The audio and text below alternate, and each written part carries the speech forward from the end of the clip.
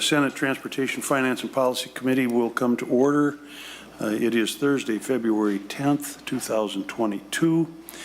We have got 3 bills on today, and we have 1 informational hearing.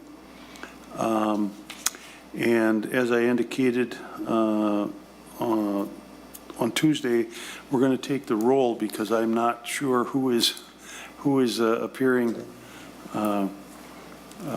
remotely, and so Mr. Woolrich, if you would please take the roll. Chair Newman. Present. Vice Chair Jasinski. Senator Dibble.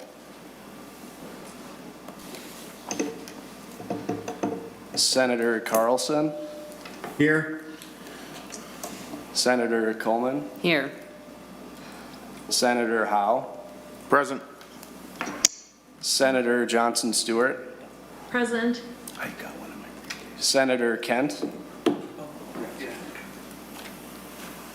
Senator Kiffmeyer. Present. Senator McEwen. Present.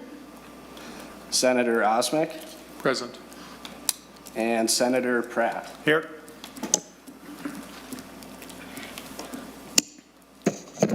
Okay, we have a quorum.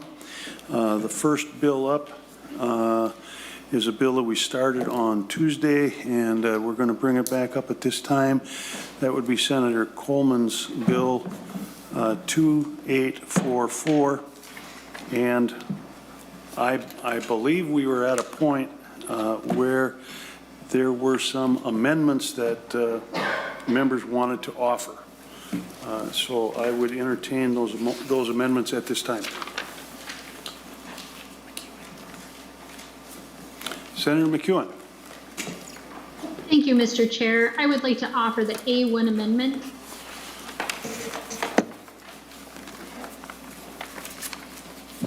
Just one moment, I have to dig it out here.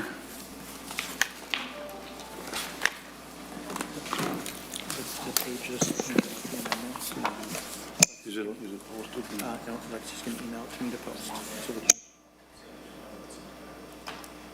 Hey, Senator McEwen, we have to pause for just a minute so we can post it so the public can see the amendment online. So it'll be just a moment and I'll get back to you. Thank you.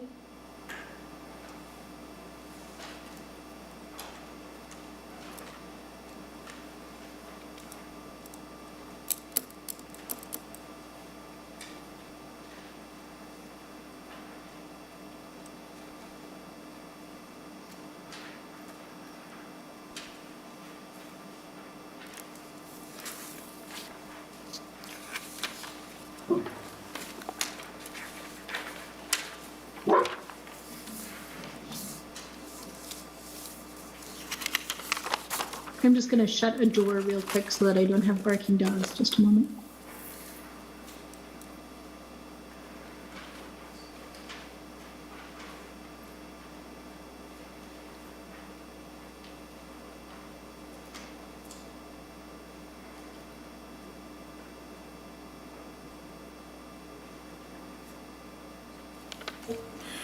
Okay, sorry for the delay, folks. One of the things about having these hybrid hearings is that when amendments come forward, we have to take a pause so that we can post it. Otherwise, the public who is viewing this remotely doesn't know or can't see the amendment.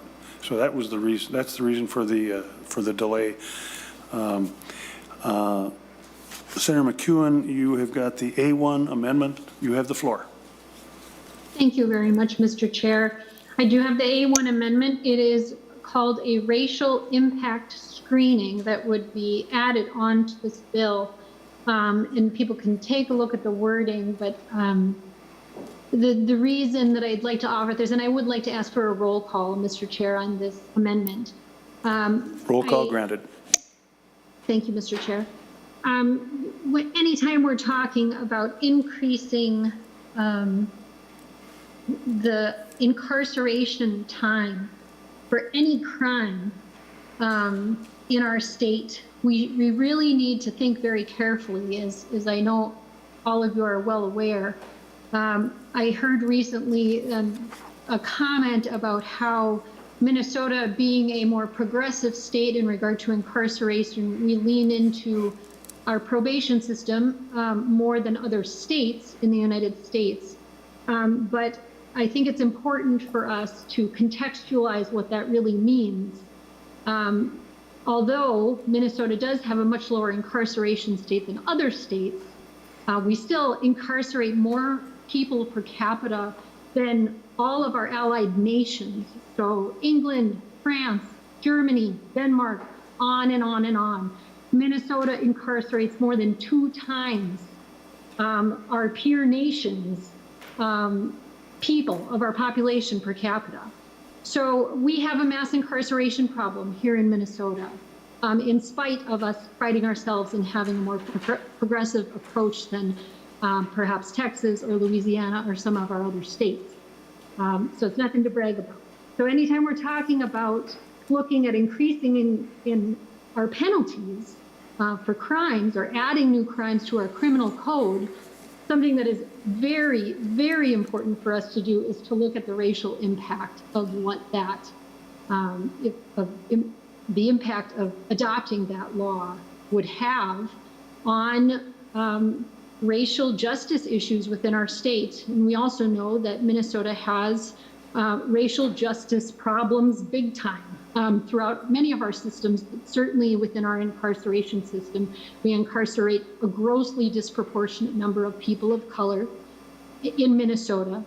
And we just, thinking about adding penalties to our code should really give us pause for a number of reasons, but at the very least, we should consider adopting this amendment, the A1 amendment, that would require the Sentencing Guidelines Commission to do a racial impact screening to determine the effect that the adoption of this legislation would have on the racial composition of our prison population and jail population, incarcerated population in our states.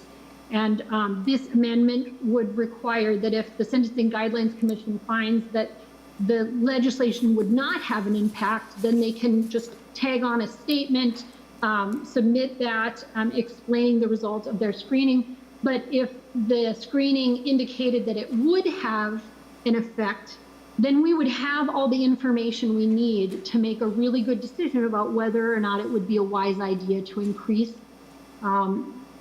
this penalty or to adopt a new criminal law. So thank you, Mr. Chair. With that, I'll conclude my remarks and take any questions people may have about the amendment.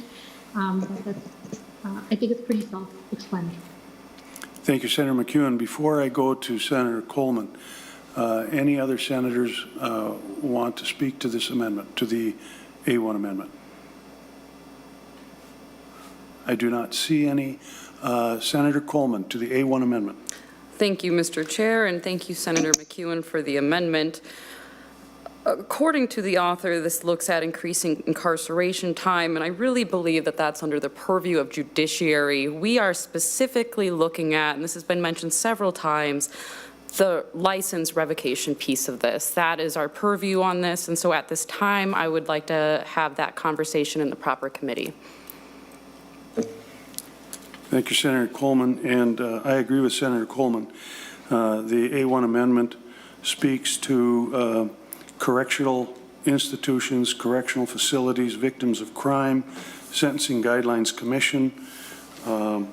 We have heard regarding incarceration rates and jail and prison population. All of those items are properly within the jurisdiction of the Judiciary Committee, and for those reasons, I would oppose the A1 amendment.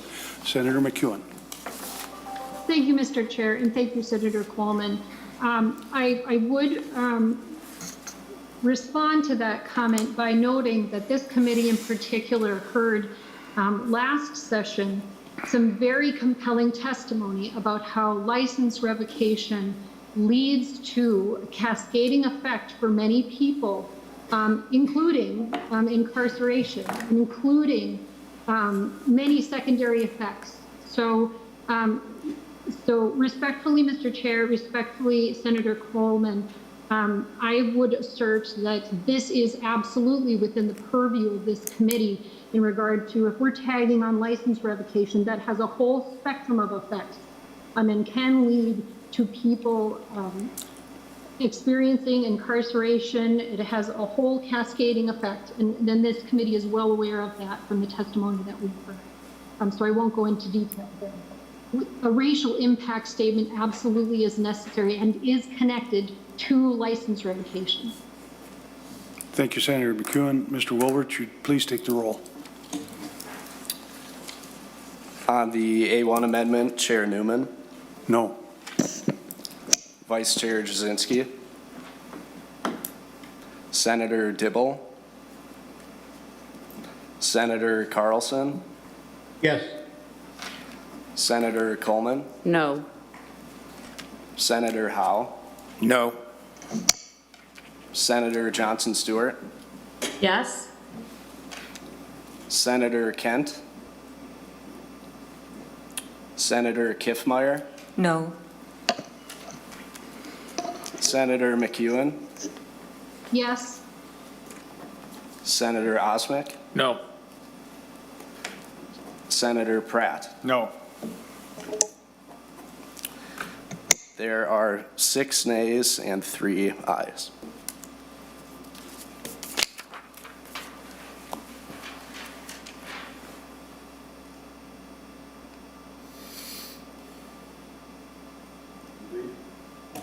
On the basis of the roll call vote, the A1 amendment is not adopted. There were on Tuesday 2 other amendments that were brought up at that time. Are there any other amendments that folks want to offer? I see Senator McEwen has got your hand up. Senator McEwen. Thank you, Mr. Chair. And I don't know if Senator Ann Johnson Stewart had something you wanted to add before I was ready to introduce the next amendment. Okay, no problem. Senator Johnson Stewart. Thank you. Thank you, Mr. Chair. I just wanted you to know that we will not be submitting any other amendments. After. Thank you, Senator. After this one. Oh, okay. Senator McEwen. Thank you very much, Mr. Chair, and thank you, Senator Ann Johnson Stewart. The next amendment that I would like to offer, Mr. Chair, is the A3 amendment. It has to do with vehicle equipment secondary offenses. Senator McEwen, to your A3 amendment. Go ahead. Thank you, Mr. Chair, and it is posted and available for the public to see, I assume. It has been posted, Senator. Very good. Thank you, Mr. Chair.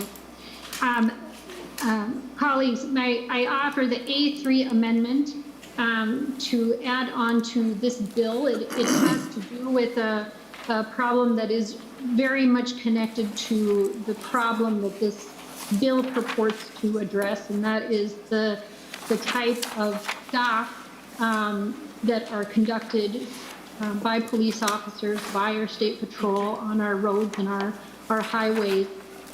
This goes to those, what people refer to as pretextual stops. We know that this is really well documented, that people of color in Minnesota are disproportionately stopped while driving their vehicles, and oftentimes for what are often referred to as secondary offenses. So things like a cracked windshield, things like a tail light being out, a headlight being out. They're really equipment violations of the vehicle that are, we refer to those as secondary offenses because they're not quite as serious. So what this amendment does is it sets out a couple of different categories of secondary offenses. And it sets out also that law enforcement officers would not be permitted to make a stop based purely on one of these secondary offenses, except for, it does set out some exceptions to that rule, really pertaining to instances where the vehicle equipment violation truly could cause a safety problem. So there is an exception for instances where an officer determines that the safety violation, for example, if both of the taillights are out, or if both of the headlights are out, or something that is truly a danger to other drivers on the road, then the officer could make that stop on that basis.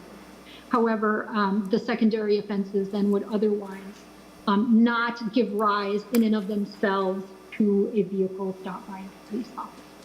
So with that, Mr. Chair, I offer the A3 amendment, and I will take questions if people have them. Thank you. Thank you, Senator McEwen.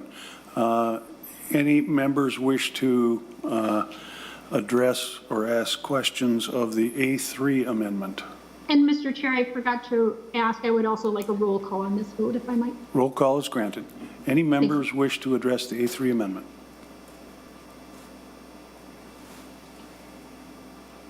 Senator Coleman, I don't see anyone that wants to address this other than Senator McEwen. Your position on the A3, Senator Coleman. Thank you, Mr. Chair, and thank you, Senator McEwen, for introducing this amendment. While I do think there is room in the Senate for this conversation, this bill is not about what you do to get stopped or not get stopped. This bill is about how you act once you have been stopped. And so I do not believe this bill and this committee are the place for that conversation. That would be, once again, under the purview of judiciary. Thank you, Senator Coleman. And I would just add parenthetically that I would be very, very hesitant to move forward with the A3 amendment unless law enforcement was here to give us their input on the effects of the A3 amendment, and I don't see any law enforcement in the room. Moreover, what this bill or this amendment would purport to do would be to eliminate a number of legal stops for operating a motor vehicle illegally. In other words, illegal driving conduct. And that is something that I would not support. With that, I see no other hands up. Mr. Wilrich, if you would take the roll, please. On the A3 amendment, Chair Newman, No. Vice Chair Jasinski, Senator Dibble,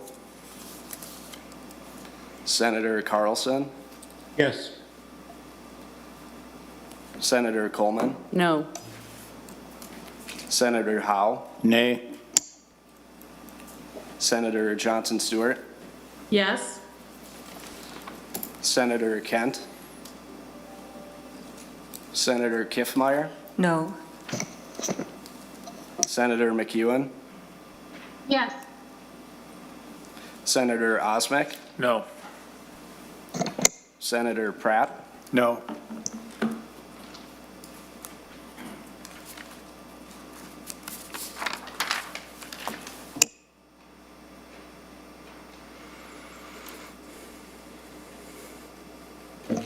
There being 3 yes votes and 6 no votes, the A3 amendment is not adopted. Senator Johnson Stewart, did I understand correctly that there are no more amendments to be offered? Yes, Mr. Chair, that's correct. Thank you. We have, I think, fairly evaluated this bill up to this point. Senator Coleman, this bill is to go to judiciary. Do you have a motion recommending that the bill pass and be re-referred to the Judiciary Committee? Yes, Mr. Chair, I move that Senate File 2844 do pass and be re-referred to the Judiciary Committee. All those in favor of Senator Coleman's motion, please signify by saying aye. Aye. And also give me a thumbs up so I can see those who are virtual. Aye. Those opposed, same sign. Opposed? The motion passes, and Senate File 2844 is re-referred to the Judiciary Committee.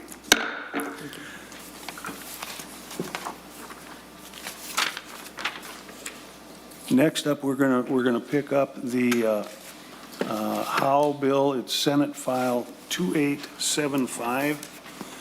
Senator Howe, to your bill. Thank you, Mr. Chair. And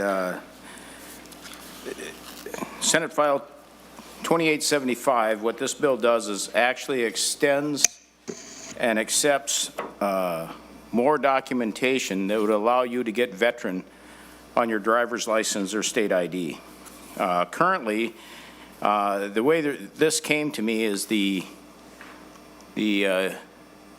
Surgeon General of the VFW went to the driver's license, the DVS, and he was getting a real ID. He had all of his information for his real ID, and then he wanted to get veteran on his real ID. That's where he ran into a problem. They would not accept his retired military ID.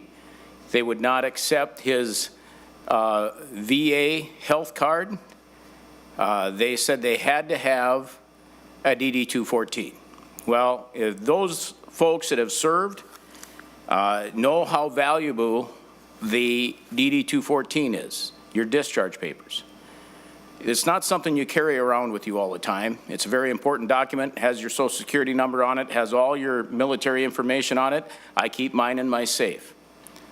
So with that, he brought the problem to me, and so, Mr. Chair, this bill is to alleviate those problems and those concerns, and with that, Mr. Chair, I offer the A4 amendment. Thank you, Senator Howe. The A4 amendment is an author's amendment. All those in favor of the A4 amendment, please signify by saying aye, and raise your hand on the screen, please. Aye. Aye. Those opposed, same sign. The amendment is adopted. Senator Howe. Thank you, Mr. Chair.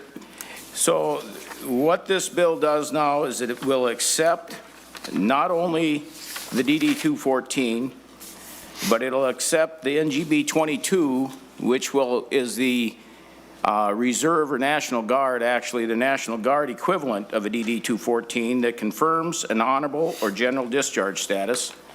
It actually will accept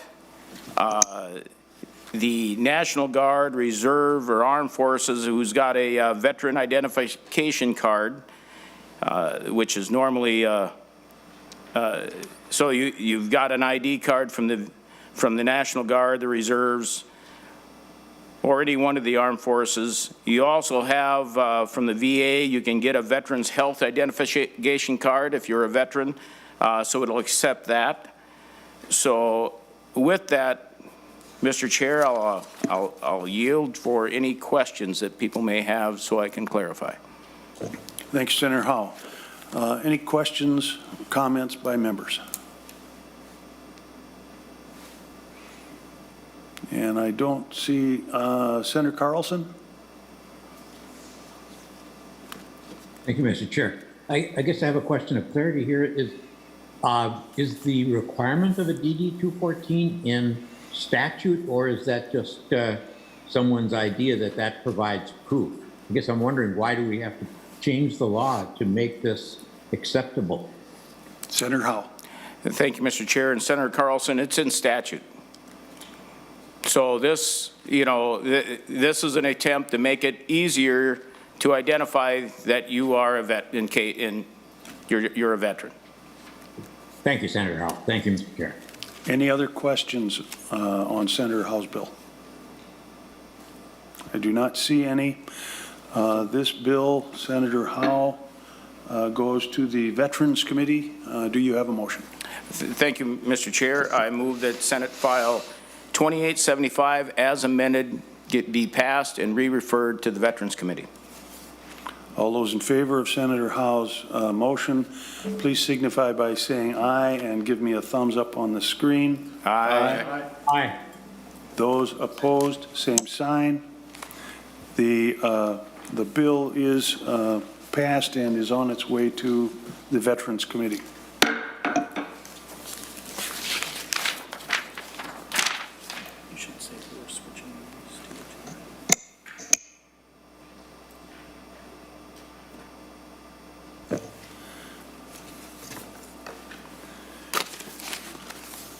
Okay, members, and for those listening in, we're going to change the committee a little bit. We are going to take up Senator Dibble's Bill 2676 at this time. I've been in contact with Senator Dibble. He is unable to be here today, but he does want to move the bill forward. And so I have agreed to present it on his behalf this morning, or this afternoon. And when we are done with this bill, we will then take up the TMO informational hearing. And I will have Senator Osmic take over chairing the committee.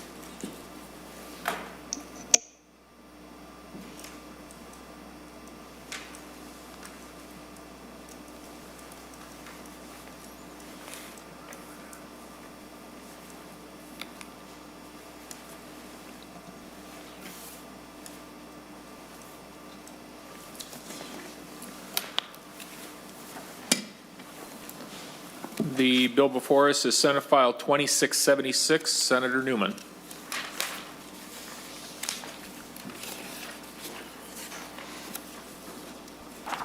And Senator Newman, looks to me like you have an A3 delete all amendment. Would you like to dispense with that so you can get the bill in the shape you'd like it? I would. Thank you, Mr. Chairman. And I would move the A3 delete all amendment as an author's amendment. Senator Newman moves the A3 amendment. Any further discussion? Seeing none, all those in favor of the A3 amendment signify by saying aye. Aye. Those opposed, motion carries. Senator Newman. Thank you, Mr. Chairman. Just a little bit of background. There is an OLA letter that was sent to Senator Dibble and Representative Hornstein on October 28th, 2021, which laid out some concerns with the Southwest Light Rail project. And specifically, the Southwest Light Rail project is now significantly over budget and is not anticipated to open until 2027. At one point in October, when the OLA wrote the letter to Senator Dibble, they indicated that the budget at that time was $2.003 billion. Off the top of my head, I guess I don't know what the original cost was, but I believe it was less than $2 billion. And the funding breakdown of this project, as of October 2021, the federal government is in for $900 million. Hennepin County and the Regional Rail Authority is at that time to put in $1 billion. The now repealed CTIP board provided $219 million, and the state of Minnesota has put in, as of October 2021, $30 million.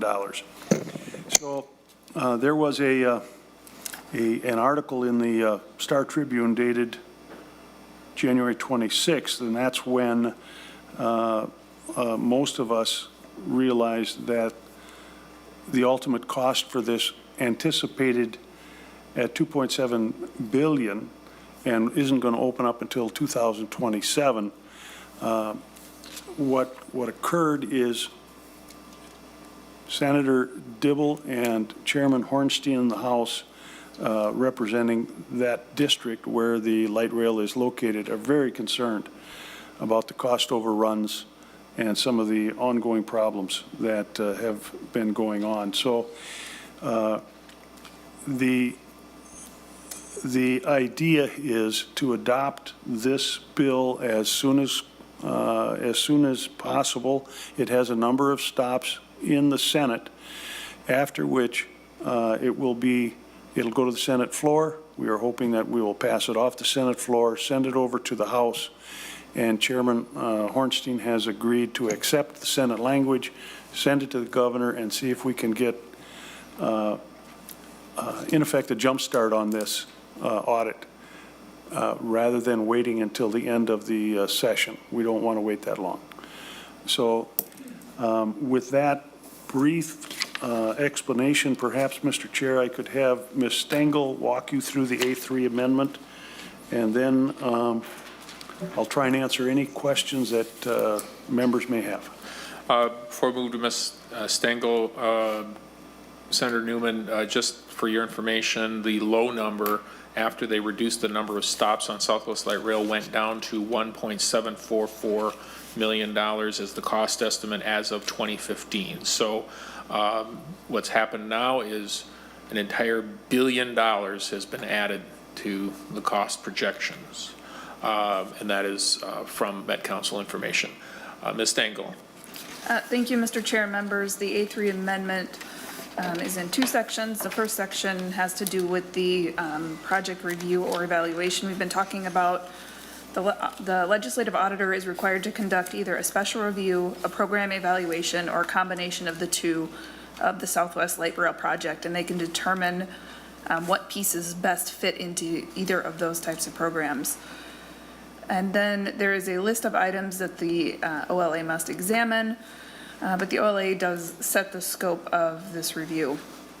And then you'll see starting on line 113, there are a series of items that the legislature is encouraging the OLA to consider when performing the evaluation or review, but the OLA is not required to consider those 17 items. Flipping to page 2, paragraph B has to do with classifying data received by individuals as part of this review, classifying that as private data. Paragraph C on line 2.23 prohibits the Met Council from retaliating against people that are participating in this program evaluation or audit. Oh, I'm sorry, I misspoke. Paragraph C on 2.23 is a prohibition on the Met Council from requiring vendors or contractors to share with them when approached by the OLA as part of the review or providing information to the OLA.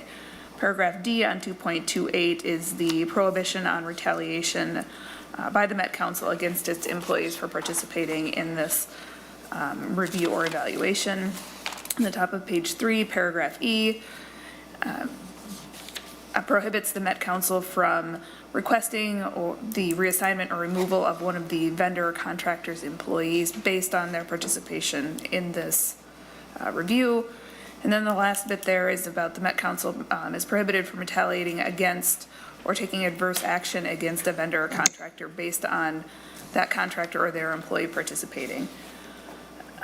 Section 2 is an appropriation of $200,000 from the general fund to the OLA for the purposes of the review or evaluation, and it can be used to hire additional staff or for contracting with third parties as necessary. And both sections are effective the day following final enactment. Thank you, Ms. Stengel.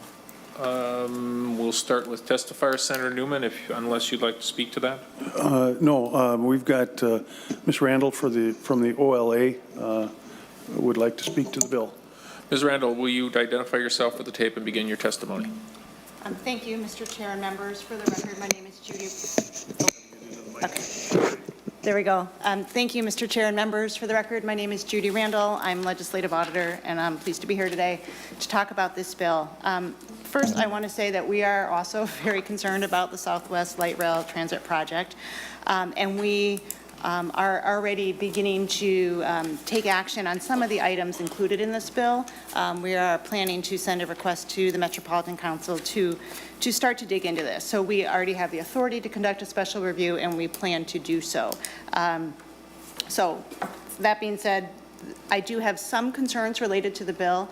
Some of the elements that it requires are really better suited for a program evaluation. And as you probably know, the Legislative Audit Commission has the prerogative and the purview and the responsibility for selecting which program evaluations we do. And so I'm a little concerned about some of the language directing us to do things that are frankly too big for a special review. That being said, happy to work with the authors, and I know that we can work through that as it makes its way through the committee process. One other thing I just wanted to note is on lines 220 to 222, where it talks about having the identity of an individual be private data. OLA already has that authority. We have that authority under 3.979 subdivision 3C. And so we don't need additional authority to classify folks who talk to us, to classify their identity as not public or as private. And the other thing is, I don't know that we would want everybody we talk to be have their identity classified as private data, because this would also include, for example, officials from the Metropolitan Council. And we might not want to automatically classify their identity as not public. Again, something that, these are both, I think, minor points that we can work out with the authors as it works through committee, through the committee process. And as I said, regardless of what happens, we are committed to digging into issues related to the Southwest Light Rail. Thank you, Mr. Chair. Questions to this testifier? Senator Pratt. Thank you, Mr. Chair, and congratulations, Ms. Randall, on your appointment. Just real quick, can you maybe, for some of us that haven't been as involved in the selecting of projects in the past, talk about the difference between a special assessment and a program review, and maybe a couple of the items that you think might be problematic? Ms. Randall. Mr. Chair, Senator Pratt, thank you for the question. I really do appreciate it. The key difference between a special review and a program evaluation is a special review is really quite narrowly scoped. So it's a very specific concern, it's a very specific allegation, whereas a program evaluation looks more broadly at maybe management, at process, at oversight, at again, broader things related to an agency. As another way of thinking about it, right now we have one person who conducts special reviews, and we have a division of 17 who conduct program evaluations, and so that might give you an idea of the scope of the types of questions that can be handled in a special review, which we have discretion to do without authority, versus the program evaluations, which have to be approved by the Audit Commission. In particular, there are some things. For example, I'll just kind of pick through here, line 1.19, under a special review, we can identify all changes to the project schedule. Line 1.27, we can determine the balance in the contingency fund. Line 1.28 and 29, we can determine the balance of, those are things that we can do in a special review. The lines 1.7 through 1.10 at the top, those are questions that are more suitable for a program evaluation. Properly manage the project schedule and costs, was there sufficient scrutiny of the route designs and design choices over time? Those are broader questions that would be more suitable for a program evaluation. Senator Pratt. Thank you, Mr. Chair. Ms. Randall. So a number of years ago, the Metropolitan Governments Commission, which is a bipartisan, bicameral commission of the legislature, passed some resolutions for the Met Council to take a look at. Would the Met Council's response to those resolutions be within the scope of the special assessment or the special review? Ms. Randall. Mr. Chair, Senator Pratt, I'm really sorry to do this. Can you repeat that question? Senator Pratt, one more time. A number of years ago, the council or the Commission on Metropolitan Governments, which is a bipartisan, bicameral commission, passed some resolutions to the Met Council regarding the project. Would it be within scope to look at how the Met Council responded to those resolutions as part of the special review? Ms. Randall. Mr. Chair, Senator Pratt, I think so. Without knowing the exact resolutions, we could certainly look at a high level the extent to which they responded. Kind of the deeper we dig, the more it crosses over to become a program evaluation. Senator Pratt. Thank you, Mr. Chair. And just a question for Ms. Stengel. I'm just curious, would the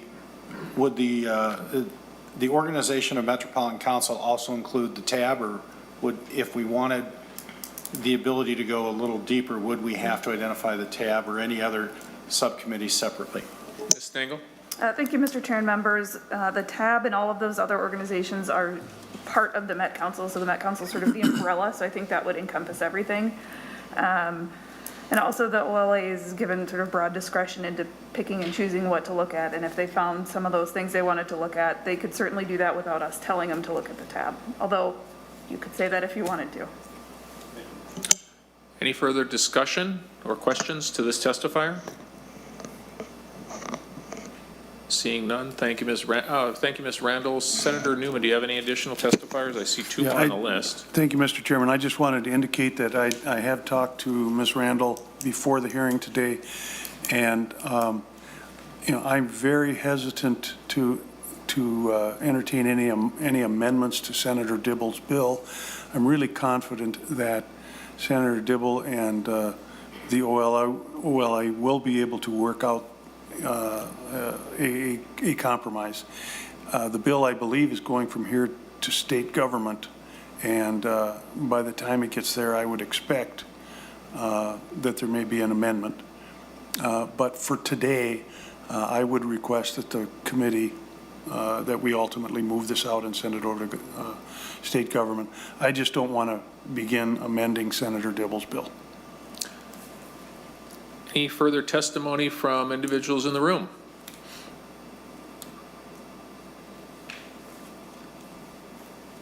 Senator Ann Johnson Stewart. Thank you, Mr. Chair. I'd just like to speak on the record that due to a potential conflict of interest, I will not be participating in the consideration of this bill. Thank you. Any further discussion? Senator Newman, you know very well that I've been tracking every dollar spent on light rail since the first line opened, and I actually would like to be on the bill. I have to talk to Senator Dibble about that. To put in context the problem we have here, and of course they're my numbers, but I'm using Met Council numbers every year to make this number, to give you these numbers. With a escalator, an interest rate of 4%, based upon the construction costs and based upon the ridership from Met Council, which was at 30,000 last time I checked. It looks like it may be 34. I need to adjust that. The per ride cost is over $20 one way. Those are my numbers. Those are not audited numbers, but they are the numbers based upon $2.7 billion and the daily ridership, with paying for the durable piece of equipment that you're putting in. When you're in a city council, water towers just don't spring up out of nowhere. You have to bond for them. You have to pay for them. You have to pay for this somehow. The money doesn't grow on trees. That is one of my biggest complaints about this project from its word go, was that we knew how expensive this was going to be. To put it in context, the other two lines that we have are roughly per ride, average at about $6 or $7. This is a tripling of costs for that extension. It is, I am very glad that Senator Dibble has seen fit to put this bill forward. It is the right thing to do. The taxpayers are aghast, and we have to have some level of accountability for the money that we spend here in St. Paul. And I'm very happy to see bipartisan support, whether it's here in the Senate or in the other body or at the governor's office, that everyone believes that we have to figure out what's going on here. And honestly, I think there's some bills coming to maybe deal with additional functions at a later date. But I'm very happy that Senator Dibble has taken this on, and I will be a very proud yes to find out what's going on before we make any additional mistakes. Any further discussion before I go back to Senator Newman? Seeing none, Senator Newman, wrap up. Thank you, Mr. Chairman. Thank you, members. I think that there's wide bipartisan support for this bill. So at this point, I'm simply going to move that Senate File 2676 as amended be recommended to pass and be re-referred to the State Government Committee. Senator Newman moves Senate File 2676 as amended be passed and sent to state government. Any further discussion? Seeing none, all those in favor of the motion signify by saying aye. Aye. Aye. Any opposed? Motion does prevail.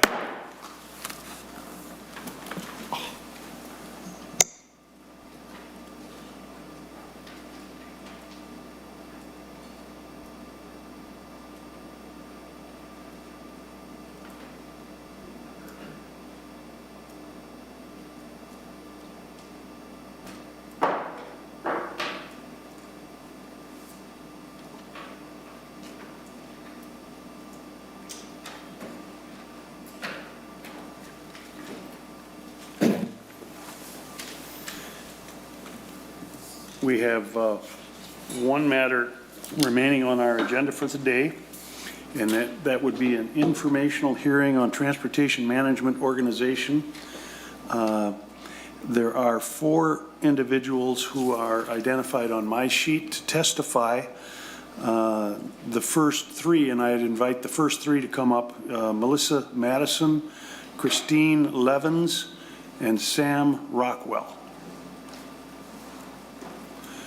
And is Megan Matheson in the room? Okay, I will, Ms. Matheson, I'll be calling on you as we kind of rotate through. Please have a seat.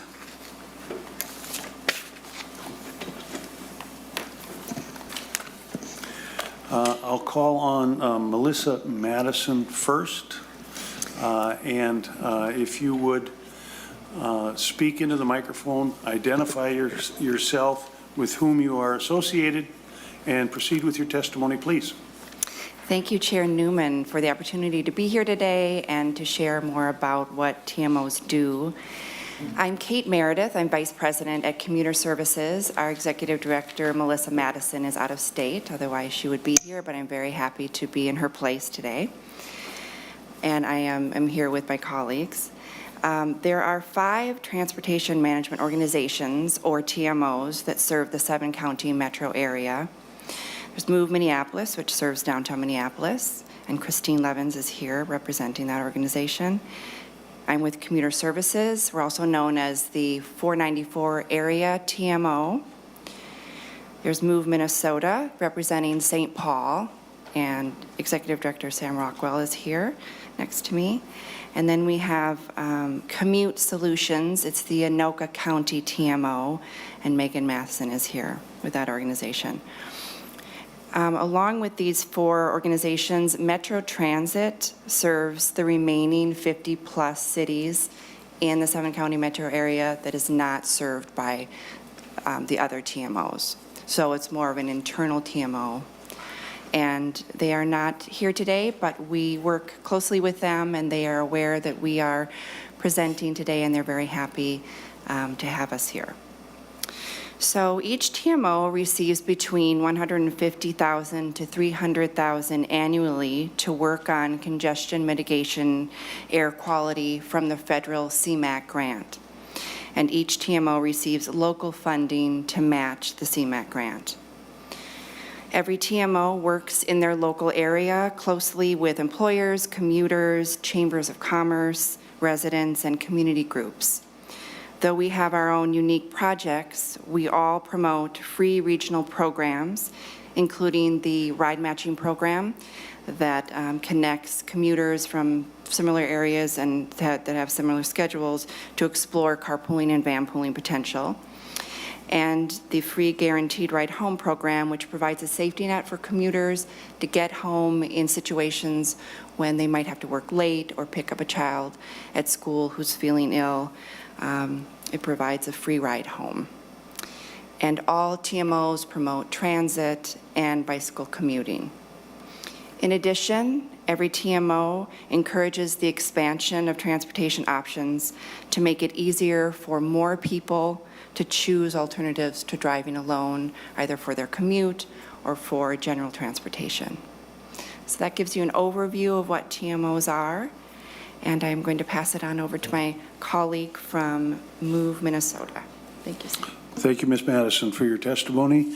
Next, Christine Levens. If you would identify yourself, please. Yes, sir.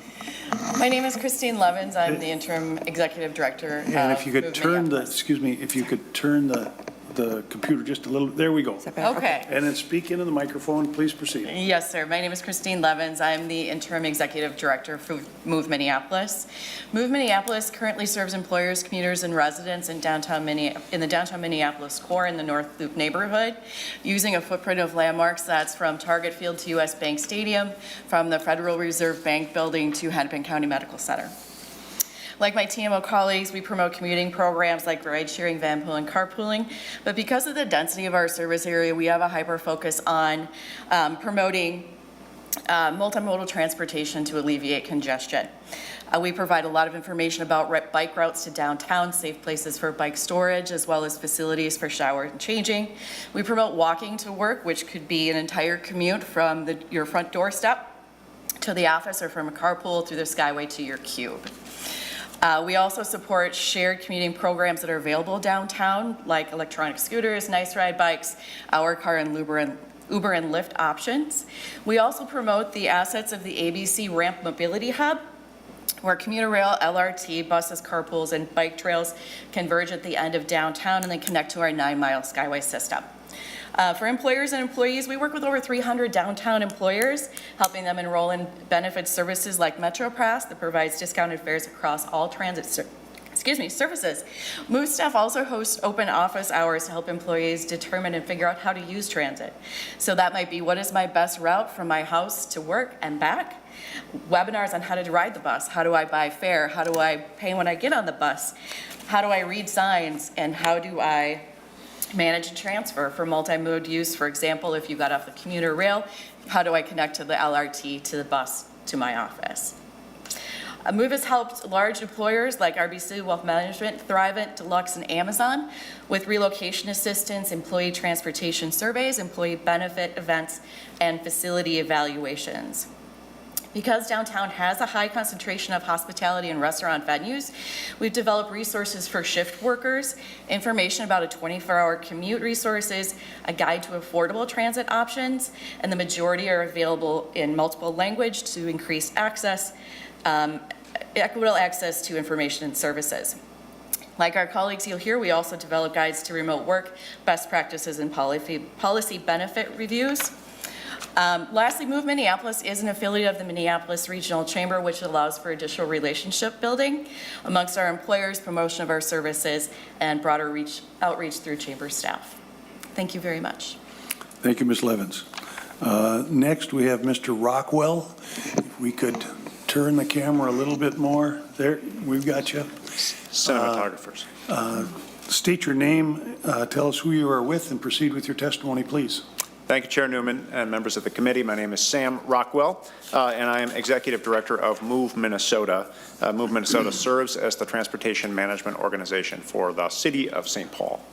And like our community of TMOs here at the table, we work broadly to reduce congestion and to promote those alternatives to car travel for the commute, and in particular into and out of downtown, but we are the TMO for the entire city of St. Paul, and so we do work with educational institutions and with businesses and with residents throughout the entire city, focusing both on those commute hours and understanding that overall transportation habits influence how people commute in our communities.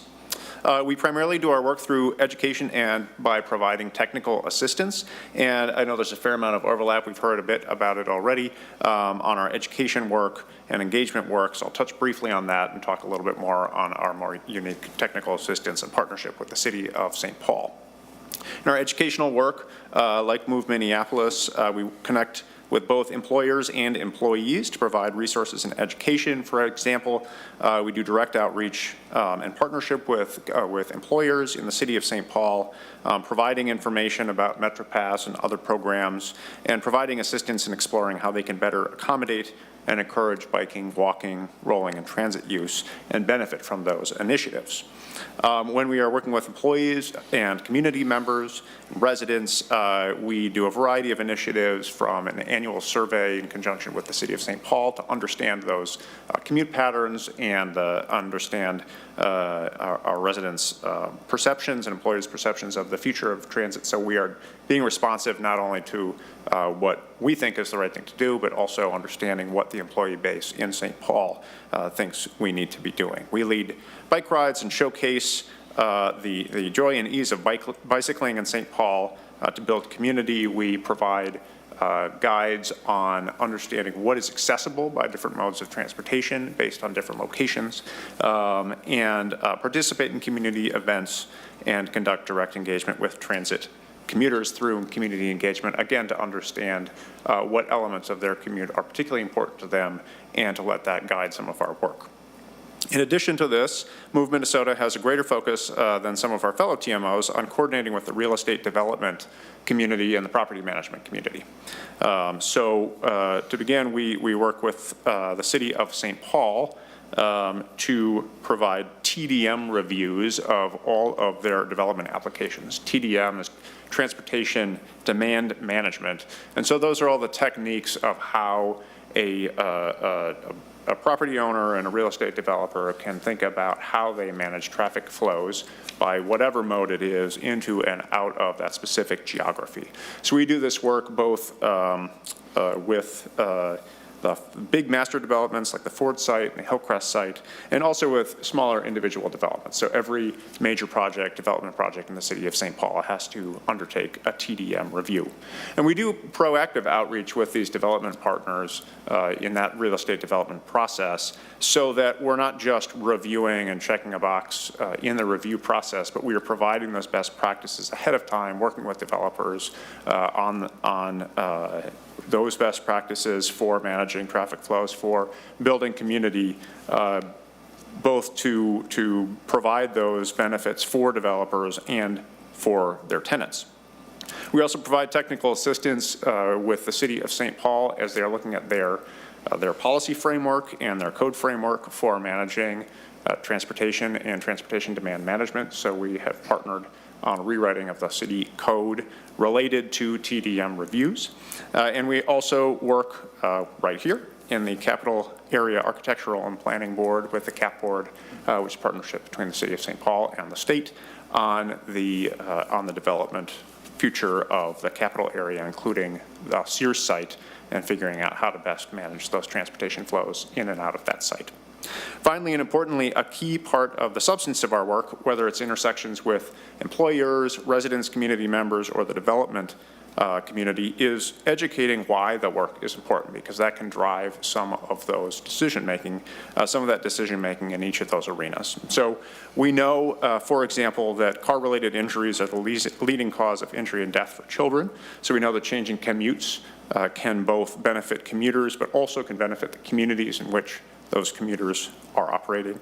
We know that particulate pollution, which can cause heart and lung disease and premature death, reduce when we shift our commutes, as do climate emissions. And we know that there are other health benefits gained from biking, walking, transit, and rolling, including higher daily physical activity, which correlates with better heart and lung health. Right? We know that when people can choose biking, walking, and transit, they can save incredible amounts of money. And this is possible in the densities of Minneapolis and St. Paul. We know that automobile expenses are the second highest household expense according to the Bureau of Labor Statistics household surveys. And so providing information and connecting folks with those alternatives can provide a major benefit for individuals and also for businesses. Again, as we're working with our real estate development partners, building parking is an incredibly expensive component of the real estate development process and can run up to $50,000, $55,000 a stall in construction costs. And so the ability to shift future tenants into different modes of transportation both frees up money and frees up square footage for those other uses that actually build community, allow for economic activity, and more. And finally, we know that transportation mode choice, which we can build through awareness, changes to our built environment, mean more access to employment opportunities, to education, social and cultural opportunities, civic engagement, and more. And so we're really working across that entire set of intersections. So we're grateful for the opportunity to testify. I hope this provides some context for what we do. And we'd love to expand this work and continue to expand the work through increased community engagement, particularly to increase awareness of infrastructure coming on board, much of which is funded by the state. We've been in discussions with the city of St. Paul on trying to ramp up some capacity to boost that new infrastructure, whether it's a bus line or a bike lane, to make sure that the investments that we're making with our public dollars are being maximally used. With that, thank you very much.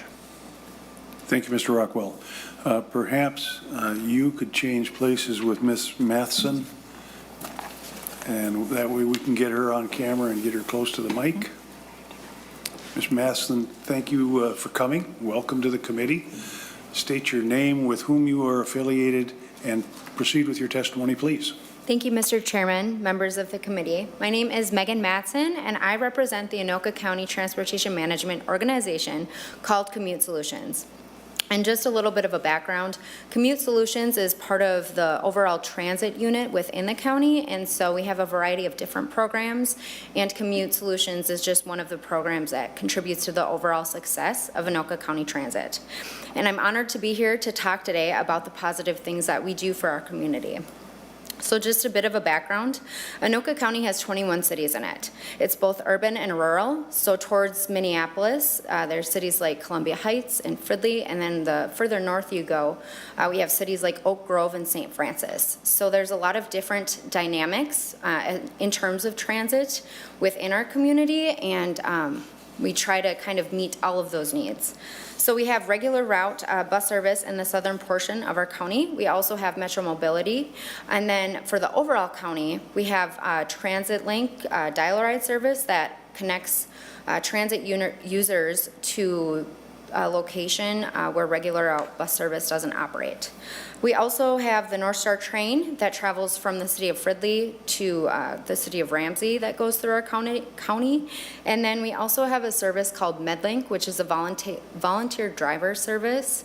And what that does is volunteer drivers use their own personal vehicles to transport veterans, seniors, and then clients of the county to and from medical appointments. So it's kind of a unique service that we offer. And then one of our main transit hubs is in the city of Blaine, and that's at Northtown Mall. So we host a variety of transit-oriented events to engage both employers and residents.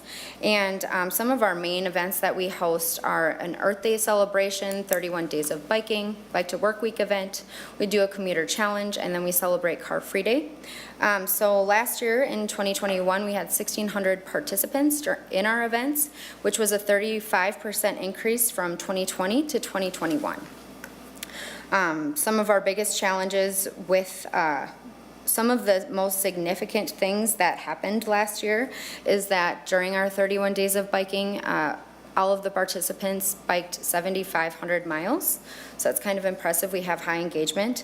And then also Bike to Work Week is a very popular event for us in the county. We had 255 pledges last year, and we host a variety of events that engage employers and the residents.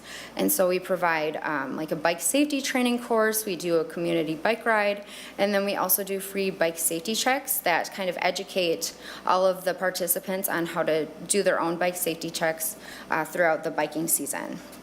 Another thing that we started to do this year and during COVID is we host monthly webinars to educate the public on different modes of transportation. So we do that to kind of continue to keep people engaged when sometimes some of our other events aren't going on. Another unique thing that Commute Solutions does is we offer free travel training events, and so this is a unique opportunity to help the public learn how to use transit. And so prior to March of 2020, we were focusing on doing monthly travel training events where we would take large groups of people on the North Star train, bring them down to Target Field, and show them how to transfer onto the light rail. And so one of our highest events, we had 65 people that we were bringing on the train and showing them how to actually use the light rail. We did start these back up in December of 2021, but we did it at more like a smaller scale, and so we only opened it to 10 people per event, and so we offered more frequent events and tried to do it in a lower quantity of people so we could kind of have a more one-on-one training with them. And with that, it kind of leads us into something that Anoka County Transit has been working on. Recently, we were awarded a TCAP grant, or Transit Coordination Assistant funding, through MnDOT. And so with the TCAP grant, the goal of this grant is to work with people more one-on-one. And so whether that takes an individual one time to kind of get their bus route down, or multiple sessions until they feel comfortable doing so, it will be a great opportunity for the TMO and the TCAP group to work together, because we can maybe identify people in the group that don't feel confident by themselves taking transit yet. And So as we move forward into 2022, we plan to do smaller, more customized travel training events and continue to push the events that worked for us. Thank you. Thank you, Ms. Matheson. That takes care of all of our testifiers. Are there any members that wish to make comments or ask any questions of the testifiers? Senator Pratt. Thank you, Mr. Chair. Just maybe a couple of brief questions. You all have different areas that you serve. Who defines the area that you serve, and where do you get your funding? Who would like to take that question? I can take that question. Ms. Madison? Yeah, Kate Meredith, thank you. We have a territory that I think is defined by the Met Council, and we have actually a map of the 7-county metro area, and it shows which TMO serves which area. So the entire 7-county metro area is served by one of our TMOs or Metro Transit, which again, if you recall me saying, is sort of an internal TMO. And the funding that we each receive is a federal grant. It's called CMAQ. It stands for Congestion Mitigation Air Quality. So it aims at reducing traffic congestion and improving air quality, and each of us receives funding. And that grant requires a local match, and the TMOs have different ways of getting to that local match. Senator Pratt. Does that help? On the local match, do you raise funds from the private sector at all? Again, each TMO raises the money, or gets the money in different ways. Commuter Services has dues for each of our member cities, and it correlates to 53 cents per resident. So each year, the dues calculation is updated based on the Met Council population statistics. So then that is our local match based on what our 5 member cities provide per resident. Okay, and if you thank want the other TMOs to describe. Any other members want to ask any questions? Senator Pratt.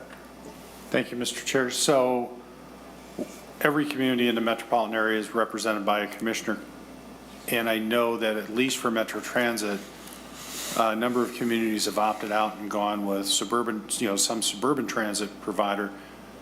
Could a community opt out of Metro Transit, create their own TMO, or could they elect not to have a TMO at all? Ms. Madison? I know I don't want to give the wrong information. I know that I think there has to be consensus as far as opting out of a TMO. The transit providers are different. Our TMOs partner with those providers to promote their resources, but I don't know. Sam, do you know? Mr. Rockwell? I don't know the full answer to that question, but so we can get back to you. I do know that the boundaries of the TMOs are fluid. So, for example, there used to be a Midway TMO in St. Paul, and that then joined together with downtown TMO, became a broader St. Paul TMO. And so, if part of the question is there kind of fluidity in how those TMOs are set? Yes, there absolutely is, and I don't know about opting out of having a TMO because I'm not totally sure how the federal government sets our CMAQ funding. I believe it is just part of our formula funds. And I guess the reason for my question, Mr. Chair, is I live in an area that is served by Minnesota Valley Transit. It would seem odd to have Metro Transit monitor or managing our TMO, but I can't say that I actually know who our TMO is or what it does. So I was just kind of curious if you're not served by Metro Transit, would you have one of the suburban transit providers doing that work? Right, thank you. Ms. Madison? So the TMOs work with the transit agencies to promote the transit services, as one of the options, because not one commute fits everyone. So there is coordination there, and I think that, you know, the TMO is different than the transit agency, but the TMO is just broader in that it promotes all commute options, and the transit agency is a partner to the TMO. For instance, for us, it's Southwest LRT and Metro Transit and any transit provider that serves our territory. We partner closely with the transit agencies so that we are up to date with their services, and we're sharing the information with our constituents, our employers, and our commuters. Does that help? Senator Pratt, Thank you. anything further? I do not see any other members raising their hand for questions. Ms. Madison. Chair Newman, I'm sorry to interrupt. I was prepared to give the introduction of TMOs, which I did, and I didn't go into my specific presentation about commuter services. So if there's time, I'd love the opportunity to do that. Sure, go ahead. Okay, Go ahead, thank you so Ms. much. Madison. Commuter services, also known as the 494 TMO, serves the cities of Bloomington, Richfield, Edina, Eden Prairie, and Minnetonka. Our outreach efforts focus on the work trip with the aim of converting drive-alone commuters to sustainable commuters. We have several strategic goals. They include assisting employers with the establishment, administration, and promotion of commuter programs and incentives. We want to enhance communication of sustainable transportation choices and the value of impact of those choices.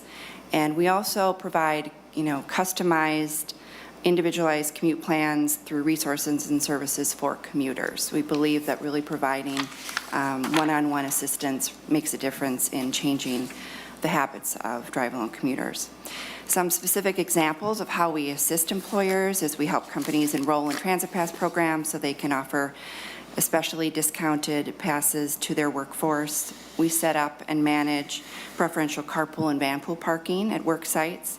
We coordinate events like commuter fairs and bike to work classes and mobile tune-up events to promote biking to work. And for individual commuters, we provide customized transit information that, you know, gives step-by-step instructions on how to get from home to work by bus or train. And we also give a couple of free ride passes for commuters to give it a try.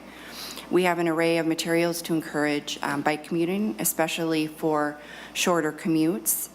These include safety tips for biking in traffic, Minnesota bike laws, instructions on how to put your bike on the bus and train, and maps showing good on and off street bike paths. During the last 2 years with the pandemic, our focus has naturally shifted to deepening our telework services and resources for employers and employees, and I'll share more about that in just a moment. As more employers bring their staff back to the work site in the coming months, a primary goal for our 2022 work plan is to reclaim and reconvert drive-alone commuters who have been working from home, largely over the past couple of years, into sustainable mode users. We survey commuters and employers every few months. Commuters tell us overwhelmingly that they plan to drive alone when they go back to the brick and mortar work site. In fact, I think we might see higher levels of congestion than before the pandemic began. That's what the surveys are indicating. So there's much work to be done. When we spoke with Senator Dibble, which we thank for facilitating our presence here, he wanted us to give an update on our Twin Cities Telework program, so I'll briefly do that. In 2021, we received a one-time appropriation of $300,000 from the Minnesota legislature to support our Twin Cities Telework program. This program provides free telework resources to employers, managers, and teleworkers statewide. Thus far, this funding has allowed us to reach out to all chambers of commerce and large employers in Minnesota, create the Twin Cities Telework website at tctelework.com, produce a quarterly telework newsletter containing the latest on trends, updates, and knowledge about telework and hybrid work. We survey employers again and commuters on a quarterly basis. They tell us the additional resources they need and what challenges they are facing in the telework environment. In response, we have created several tools that address a range of topics, including mental health for teleworkers, home office ergonomics, and how to overcome burnout and digital fatigue. We've also held 4 webinars, including one about telework best practices and training for managers, and another on hybrid and the future of work to help companies and managers navigate the changing landscape of where and how work is done. Each year, we measure the impact of our outreach efforts on sustainable commuting, and I'll ask you to refer to our results summary in your packet. In a typical year, over 5,500 drive-alone commuters switch to using a sustainable commute mode after receiving customized assistance from commuter services. You will see a breakdown by mode showing the numbers of new transit riders, bike commuters, teleworkers, and so on. We then do a calculation of what this mode shift means in terms of congestion and emissions reductions. In an average year, we find that 56 million vehicle miles are avoided as a direct result of our outreach, which correlates to over 23,200 metric tons of CO2 emissions eliminated. In terms of return on investment, each vehicle mile reduced as a result of our outreach costs just 1 cent. It takes 1,161,692 mature trees to reduce the same amount of CO2 emissions. So this gives an overview of the work and how we measure our results. It's also important to note that the portion of 494 that we work on is very significant to the state, as people from 85 of Minnesota's 87 counties travel along the 494 corridor daily. And there are more jobs along 494 than the 2 downtowns combined. In addition, the work we do helps the state achieve their emission reduction goals. So we would like to ask the legislature for our local match to the federal CMAQ grant. We need nearly $80,000 annually for the CMAQ grant. Currently, our member cities, as I mentioned, provide the match by way of annual dues, but they struggle more so every year to provide enough local match. And one of our 5 cities might be able to continue to participate because of struggling to pay that amount. So that is something that we're asking for. The CMAQ grant for all of us has stayed flat for the last 15 years. And as we want to increase, our output and our measurable results, we do seem to need more funding to do our work. So with that, thank you very much for your time. Thank you. Thank you very much. That concludes our agenda for today. I want to thank all 4 of you for coming in and testifying. This is a matter that Senator Dibble had specifically requested that we hold an informational hearing on. And so I want to thank Senator Dibble for doing that. Unfortunately, he can't be here today, but I just wanted you 4 folks to know that this was pursuant to his request. So thank you very much for coming in. And with that, our agenda is completed and we are adjourned.